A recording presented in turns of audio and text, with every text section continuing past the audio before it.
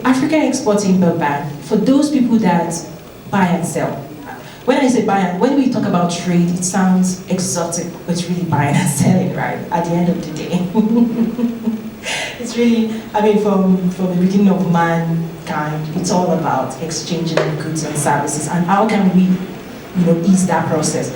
Is anybody, if you're part of that framework right now, could you just indicate buying and selling, global trade right now? Yes, okay. So people in that world, you all know how important information is, right? Information, letter of credit, all of these instruments that would help make your life, easy, better in the process. But what Afro-Exim Bank is doing is saying, we want to provide a supporting structure to the African Union to make it a reality, right? And in 2017, they actually established a 5-year strategic plan called Impact 2021 Africa Transformed. And a key part of the agenda is to increase intra-Africa trade. So this is like a big push for them. And one of the things they are also, as part of the strategy, is to finance $90 billion of global trade, where 25 billion of that, over that 5-year period, is focused on intra-Africa trade. So as part of this trade fair, as we'll see, if you're there, they're also saying if you want to trade and you find a trading partner, you don't have to worry about financing. We actually want you to trade. We want to help you close that deal.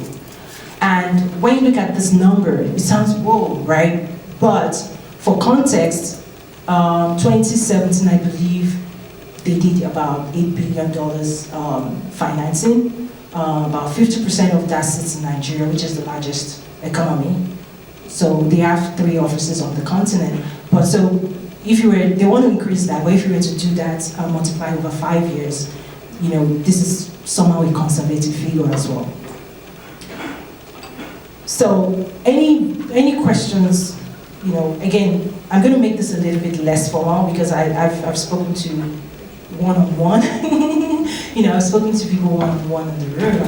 I feel very homely, right? Like among friends.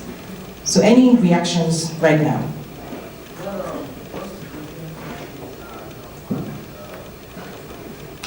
Nigeria. So at the signing in March, we had 44 come on board immediately, and you saw that picture. And since March and now, I believe maybe 4 more. South Africa also signed in. There was a news this week that the president of Nigeria actually formed a task force to do more due diligence. Given the size of the market, he said they did not just want to sign, they want to really understand what the implications are to Nigeria. Because what it really means is, with all of the activities happening in Nigeria, with Asia, all of a sudden Ethiopia cannot get a piece of that. Kenya cannot get a piece of that.